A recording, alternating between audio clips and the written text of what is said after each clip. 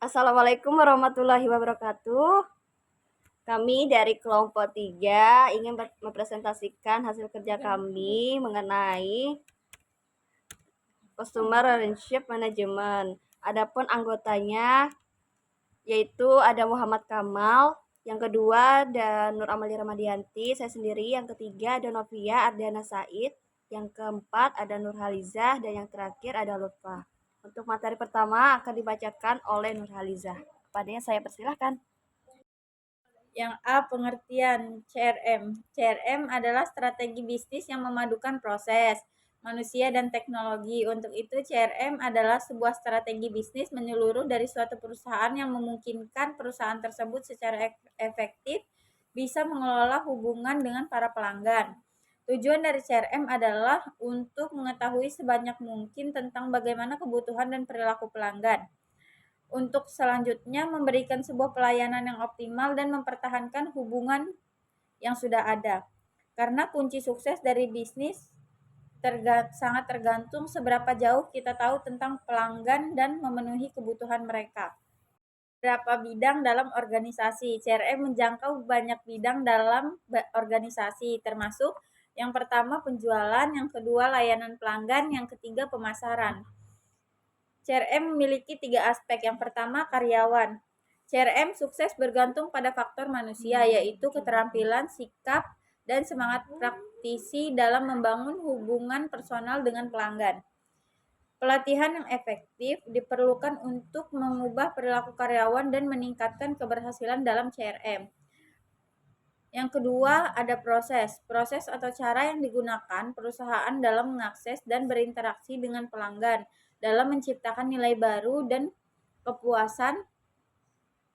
Di samping itu dibutuhkan proses, yaitu sistem dan prosedur yang membantu manusia untuk dapat menjalin hubungan dengan pelanggan. Yang ketiga, teknologi. Teknologi berperan penting dalam implementasi strategi CRM, membantu memperoleh pengetahuan tentang pelanggan, menganalisis data, dan merencanakan pemasaran. Hal ini diperlukan agar perusahaan dapat mempertahankan pelanggan melalui berbagai metode komunikasi. Teknologi pendukung CRM meliputi database konsumen, kapasitas konsumen, kompetensi perusahaan, dan operasional CRM. Adapun fungsi CRM. Di dalam sistem CRM juga memiliki fungsi yang harus diterapkan, diantaranya adalah yang pertama, menerapkan falsafah yang berorientasi pada pelanggan atau customer centric. Yang kedua, ada mengidentifikasi faktor penting bagi kebutuhan pelanggan. Yang ketiga, ada membangun proses pelayanan terhadap pelanggan secara maksimal. Yang keempat, ada mengadopsi pengukuran berdasarkan sudut pandang dari konsumer. Ada yang kelima, menyediakan dukungan kepada konsumer secara penuh. Yang keenam, ada menangani berbagai keluhan yang berasal dari pelanggan. Yang ketujuh, ada melakukan pencatatan terhadap setiap aspek dalam penjualan. Yang terakhir, membuat informasi yang berkaitan dengan pusat layanan dan penjual dari konsumer. Manfaat CRM dalam bisnis. Yang pertama, mendorong loyalitas pelanggan. CRM memungkinkan sebuah perusahaan untuk memanfaatkan informasi pelanggan baik dari call center, website, maupun melalui staf pemasaran produk.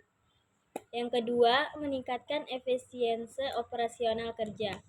Adanya CRM mampu untuk memberikan kemudahan dalam proses penjualan produk dan layanan. Yang ketiga, meningkatkan efisiensi operasional kerja. Dengan adanya CRM, mampu untuk memberikan kemudahan dalam proses penjualan produk dan layanan. Yang keempat, meningkatkan time to market. Penerapan CRM mampu untuk mendapatkan berbagai informasi seperti data tren pembelian yang dilakukan oleh pelanggan. Yang kelima, mendapatkan pendapatan secara opsional. Dengan menerapkan sistem CRM yang tepat, maka dapat meningkatkan loyalitas pelanggan, mengurangi mengurangi biaya, time to market, dan meningkatkan efisiensi kerja. Komponen CRM, Customer Relationship Management, atau dalam bahasa Indonesia berarti manajemen hubungan pelanggan, memiliki 3 komponen penting di dalamnya yang meliputi: pertama, manajemen. Terkait dengan komponen manajemen berfokus pada sistem pengelolaan dan peningkatan hubungan dengan pelanggan. Nantinya akan berdampak pada kemajuan perusahaan dalam meningkatkan pengembangan dari segi keunggulan yang kompetitif. Kedua, hubungan atau relationship. Komponen yang berikutnya adalah hubungan, di mana sebuah perusahaan atau instansi tentunya membutuhkan komunikasi yang dilakukan secara dua arah. Tujuannya adalah untuk memberikan kepuasan kepada customer dalam jangka waktu yang panjang. Ketiga, pelanggan atau customer. Untuk komponen pelanggan merupakan orang yang akan, sedang, dan pernah menggunakan jasa sebuah perusahaan, baik itu dalam proses melihat, melakukan transaksi maupun perbaikan.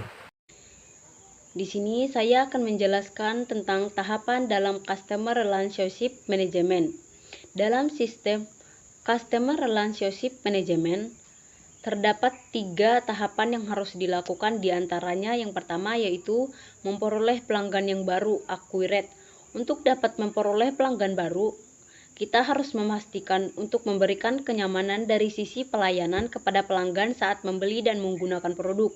Yang kedua, menambah nilai dari pelanggan. Terdapat 2 cara dalam meningkatkan hubungan dengan pelanggan, yaitu dengan cara upselling dan cross-selling. Untuk upselling sendiri adalah menawarkan produk yang sama, akan tetapi mempunyai kualitas yang jauh lebih baik, sedangkan cross-selling merupakan strategi pemasaran dengan menawarkan produk pelengkap terhadap barang yang sudah dimiliki oleh pelanggan. Yang ketiga, mempertahankan pelanggan, retain. Untuk mempertahankan pelanggan, kita harus memberikan pelayanan dan dukungan aplikasi yang bermanfaat dan juga dapat meningkatkan kredibilitas dari perusahaan yang dimiliki.